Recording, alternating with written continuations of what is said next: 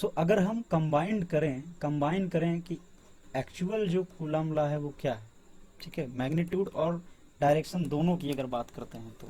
सो अगर सपोज करें एक सिचुएशन को कि मान लेते हैं ये चार्ज है Q1 और ये चार्ज है Q2, ठीक है, इनके बीच की जो सेपरेशन है वो है R, ठीक है जी, वो क्या है, वो है R।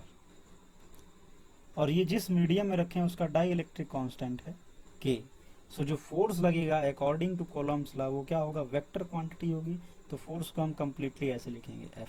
अब इस F में दो पोर्शन होंगे, एक तो F का क्या होगा मैग्नीट्यूड और दूसरा क्या होगा F की डायरेक्शन, ठीक है भाई।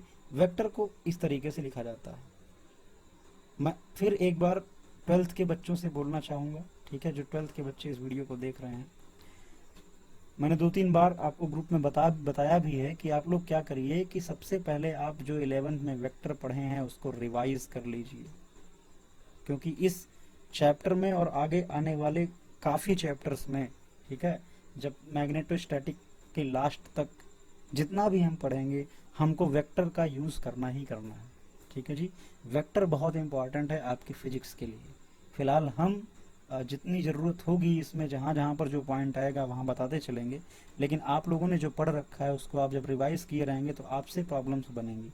जब आप न्यूमेरिकल सॉल्व करने बैठेंगे, क्वेश्चंस लगाने बैठेंगे तो वहाँ पर आपको हेल्प मिलेगी।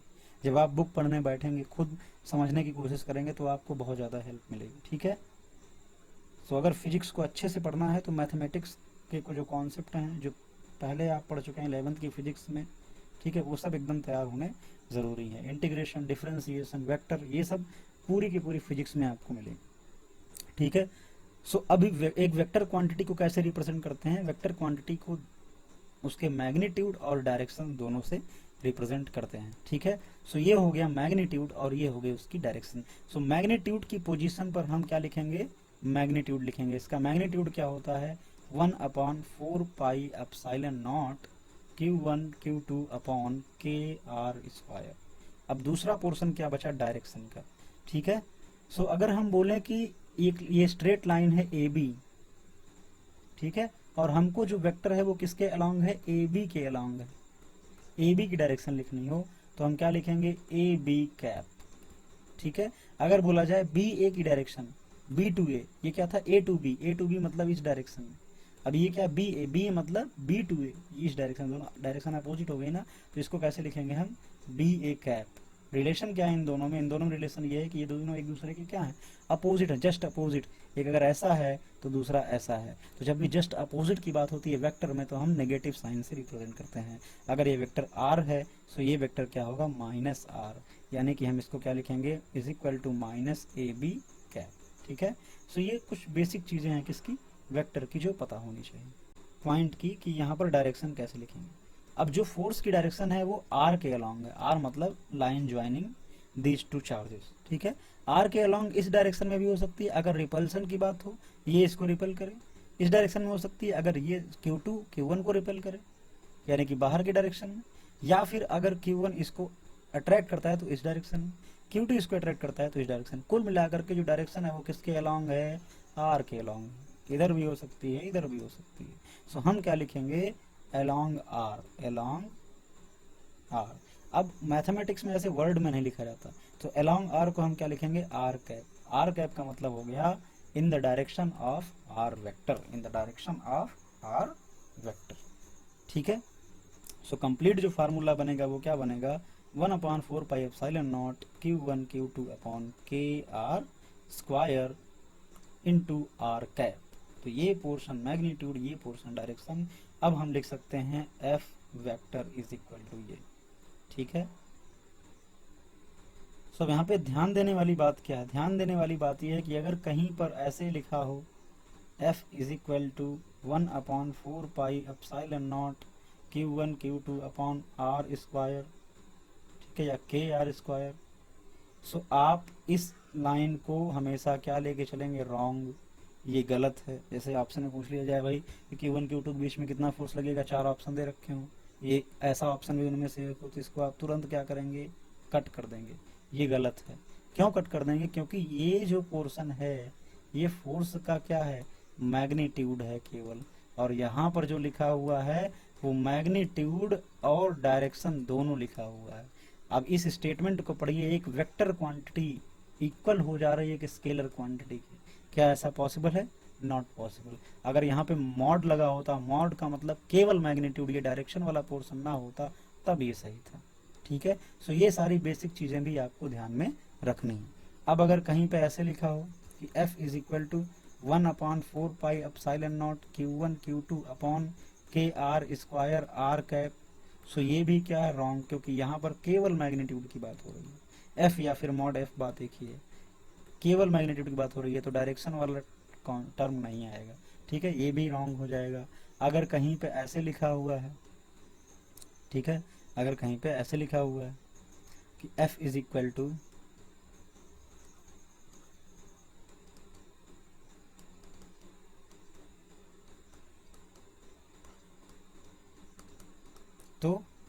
तो इसका मतलब ये भी गलत लिखा हुआ है ना, बात तो यही हो गई। फिर अगर ये आर कैप नहीं लिखा हुआ है, अगर ये आर कैप नहीं लिखा हुआ है, इसका मतलब अब जो है वो सही लिखा हुआ है। ठीक है, अब जो है वो सही लिखा हुआ है। तो ये है एक्चुअल कूलॉम्स लॉ जो हम लोगों ने देखा।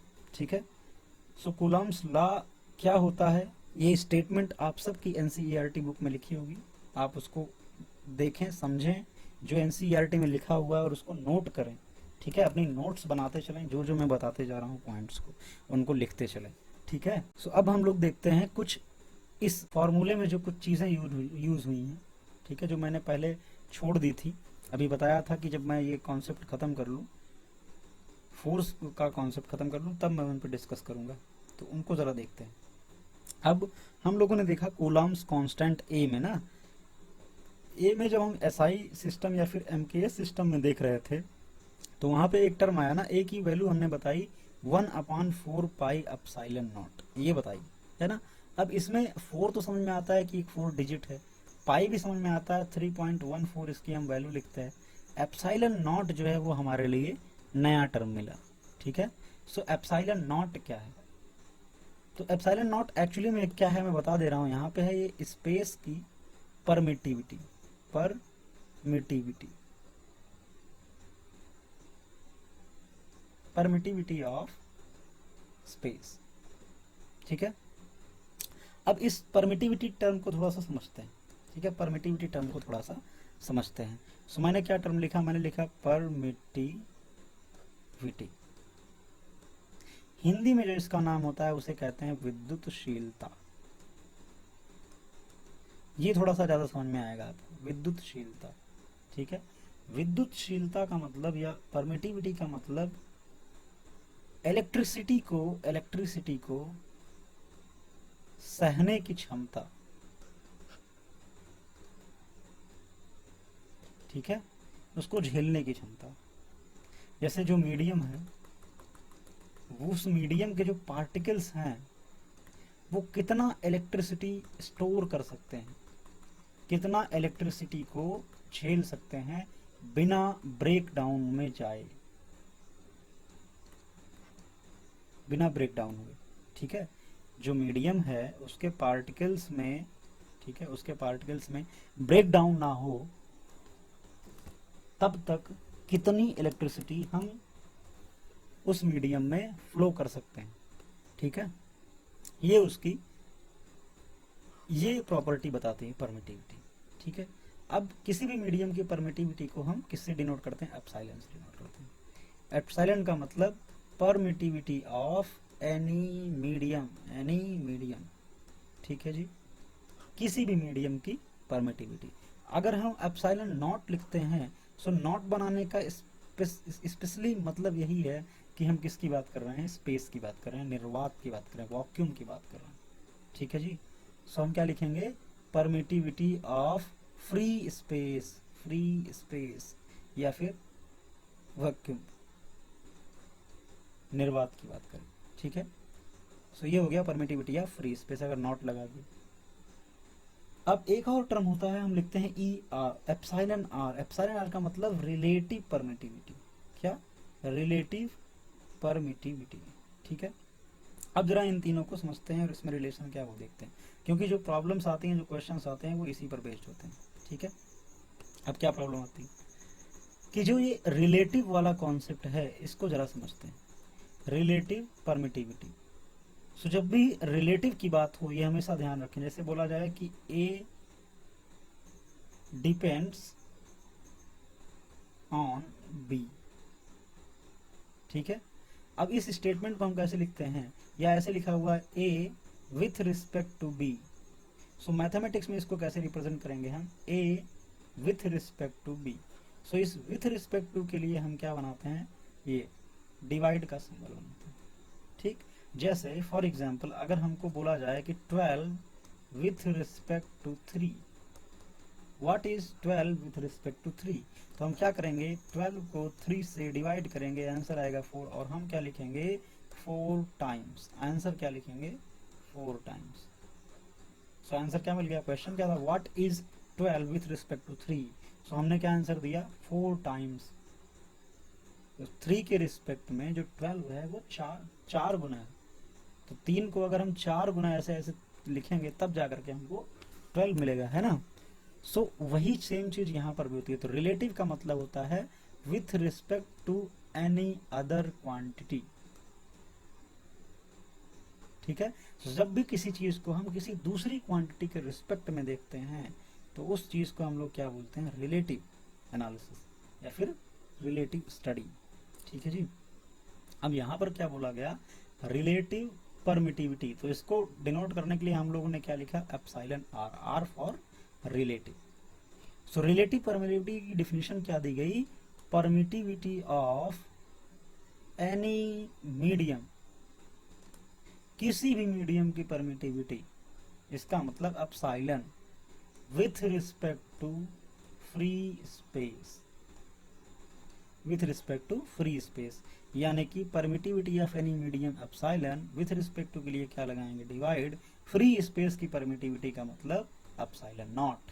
तो ये क्या बन जाएगा, ये बन जाएगा relative permittivity epsilon R. So इन तीनों में रिलेशन ये हो गया, यानी कि permittivity of any medium epsilon is equal to epsilon और एप्सिलॉन नॉट, एप्सिलॉन और एप्सिलॉन। अब ये एप्सिलॉन आर क्या है ये जरा देखते हैं, इसे बोलते हैं रिलेटिव परमिटिविटी, और इसी को हम बोलते हैं डाई इलेक्ट्रिक कांस्टेंट, इसी को हम लोग क्या बोलते हैं, डाई इलेक्ट्रिक कांस्टेंट। सो जो डाई इलेक्ट्रिक कांस्टेंट के हम लोगों ने देखा था अभी फॉर्मूले में, ये वही है, इसको क्या बोला जाता है, relative permittivity, permittivity of any medium with respect to free space, ठीक है। सो अब अगर हम अपने फॉर्मूले को फिर से देखें तो उसको हम और मॉडिफाई कर सकते हैं। फार्मूला का क्या था कि f का जो मैग्नीट्यूड होगा वो क्या होगा, 1/4 pi epsilon naught Q1 Q2 upon KR square. अब अगर हम इस पोर्शन को ध्यान से देखें, अगर हम केवल और केवल इस पोर्शन को देखें epsilon not k, so epsilon not k की जगह पे क्या लिख सकते हैं, ये एप्सिलॉन नॉट और ये एप्सिलॉन r की जगह पे k, ये बराबर किसके होगा, एप्सिलॉन के, यानी कि हम इसको ऐसे लिख सकते हैं 1/4 pi epsilon Q1 Q2 upon R square. So ये है हमारा फॉर्मूला। आपको ये दोनों चीजें कहीं ना कहीं दिख जाएंगी। जब भी एप्सिलॉन नॉट होगा तब हम डाई इलेक्ट्रिक कांस्टेंट की बात करेंगे, और जब डाई इलेक्ट्रिक कांस्टेंट की बात नहीं होगा, ये बोला जाएगा कि मीडियम की परमिटिविटी इतना है, जब मीडियम की परमिटिविटी गिवन होगी तब हम इस फॉर्मूले का यूज करेंगे, और जब मीडियम की रिलेटिव परमिटिविटी यानी कि डाई इलेक्ट्रिक कांस्टेंट गिवन होगा तब हम इस फॉर्मूले का यूज करेंगे। तो ये सारी चीजें आपको समझ में आनी चाहिए, पता होना चाहिए कि एप्सिलॉन क्या है, एप्सिलॉन नॉट क्या है, एप्सिलॉन आर यानी कि के क्या है, और इसमें आपस में रिलेशन क्या होता है। प्रॉब्लम्स जनरली इसी छोटे से कॉन्सेप्ट पूछी जाती है, ठीक है। एप्सिलॉन नॉट की वैल्यू तो आप कांस्टेंट है, मैं बता रहा हूँ कितना होती है, एप्सिलॉन नॉट की वैल्यू होती है 8.85 into 10⁻⁻12 coulomb square upon newton metre square, ये यूनिट होती है इसकी, ठीक है। सो ये क्या हो गई, परमिटिविटी हो गई, ठीक है। तो हम लोगों ने क्या क्या देख लिया, जरा समराइज करें। तो हम लोगों ने फोर्स देखा, कूलॉम दो चार्ज Q1 और Q2 के बीच में कितना लगता है, 1/4 pi epsilon naught Q1 Q2 upon KR square, ये देख लिया, ठीक है। अब इसमें हम लोगों ने देखा कि ये 1/4 पाई एप्सिलॉन नॉट की वैल्यू क्या होती है, 9 into 10⁻⁹ newton metre square upon coulomb square, ठीक है। सो ये वैल्यू हो गई। अब इसमें हम लोगों ने एक टर्म नया देखा, ये किसमें है, एसआई सिस्टम में अगर बात करें, क्योंकि हम सारी चीजें एसआई सिस्टम में करते हैं। एप्सिलॉन नॉट क्या है, परमिटिविटी ऑफ फ्री स्पेस, इसकी वैल्यू क्या निकल के आई 8.85 into 10⁻⁻12 newton coulomb square upon newton metre square. ये जब हम इसको सॉल्व करेंगे तो ये वैल्यू एग्जैक्ट इतनी आएगी, ठीक है। सो ये एप्सिलॉन नॉट की वैल्यू हो गई। और हम लोगों ने क्या देखा कि इसमें आपस में relation epsilon naught epsilon R यानी कि K is equal to epsilon upon epsilon naught, यानी कि epsilon is equal to epsilon naught K, ये भी वैल्यू हम लोगों ने देख रखी, ठीक है। और क्या क्या देखा कि कूलम्स लॉ कब लगेगा कब नहीं लगेगा, पॉइंट चार्ज पे लगेगा, ठीक है, स्टैटिक होने चाहिए चार्ज। और कुछ इंपॉर्टेंट पॉइंट और हम लोग देख लेते हैं जो हम लोगों से छूट गए हैं, जो डिस्कशन का पार्ट नहीं थे, ठीक है। सो फर्स्ट पॉइंट क्या है वो जरा देखते हैं। पहले आप पॉइंट को सुनिए समझिए, ठीक है। सो फर्स्ट पॉइंट ये है, the permittivity of a given medium is the measure of the fact how strongly a medium is influenced by external electric field. If an externally applied field has a stronger polarizing effect on the medium, it has high permittivity. सो होता क्या है कि ये medium के particle हैं, जब हम क्या करते हैं कि इलेक्ट्रिक फील्ड अप्लाई करते हैं प्लस माइनस, तो इसके अंदर जो इलेक्ट्रॉन्स और प्रोटॉन है वो क्या होता है, इस चार्जेस का इफेक्ट आता है उन पे। सो इलेक्ट्रॉन पॉजिटिव की साइड में आ जाते हैं, प्रोटॉन नेगेटिव की साइड में जाते हैं। सो इसमें क्या हो जाती है पोलैरिटी, और अगर ये हाई है स्ट्रॉन्ग है सो इस ये जो हमारा मटेरियल है वो क्या हो जाता है, पोलराइज्ड हो जाता है।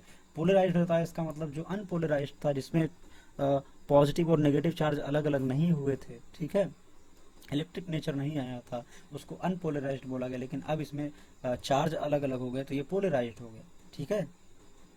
सो कौन मीडियम कितना ज्यादा पोलराइज्ड हो रहा है इलेक्ट्रिक फील्ड अप्लाई करने से, वो हमें किस क्वांटिटी से पता चलता है, डाई इलेक्ट्रिक नेचर से या फिर परमिटिविटी, ठीक है, परमिटिविटी से परमिट कितना मिल रहा है, ठीक है, पोलराइज्ड होने का ये बताता है परमिटिविटी, ठीक है। दूसरी चीज क्या है, दूसरा पॉइंट क्या है, ठीक है, सेकंड पॉइंट की बात करते हैं। If two charges are placed in any medium other than vacuum or air, the force between two charges decreases due to the polarization of the medium. So वही चीज बात है कि अगर हम दोनों चार्जेस को Q1 और Q2 को किसी ऐसे मीडियम में रख देंगे जो एयर नहीं है या फिर वॉक्यूम नहीं है, तो एयर और वॉक्यूम के लिए K=1 होता है ना, तो इसका कोई इफेक्ट नहीं है, ठीक, मीडियम का कोई इफेक्ट नहीं होता, क्योंकि एयर को पोलराइज वगैरह हम ये मान चलते हैं कि उतना ज़्यादा पोलराइज नहीं होती है।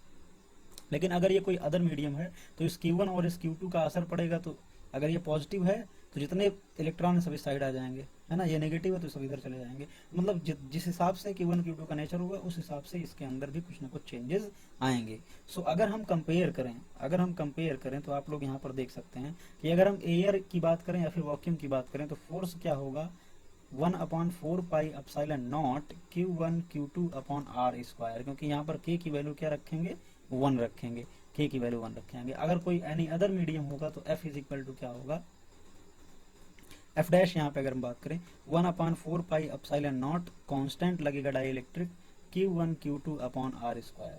अब अगर हम दोनों को डिवाइड करते हैं तो ये कैंसिल हो जाएगा पूरा का पूरा पार्ट, ठीक है, क्या बचेगा F अपॉन नीचे कितना बचा 1/K, यानी कि ये कितना हो गया K। सो हम अगर F डैश की वैल्यू निकालना चाहे तो वो क्या होगा F/K, F डैश की वैल्यू होगी F/K, यानी कि जो F डैश है वो क्या हो गया, कम हो गया, क्योंकि F में अगर हम कोई पॉजिटिव क्वांटिटी, हम बता चुके हैं ना कि ग्रेटर देन होता है, कोई पॉजिटिव क्वांटिटी से डिवाइड करेंगे तो ये वैल्यू क्या होगी, कम होगी, डिक्रीज होगी, ठीक है। तो जब एयर या फिर वॉक्यूम के अलावा किसी और मीडियम में चार्जेस को प्लेस करते हैं तो इस एयर या फिर वॉक्यूम के रिस्पेक्ट में जो फोर्स है वो क्या हो जाता है, डिक्रीज हो जाता है। सो ये दूसरा पॉइंट हम लोगों को ध्यान में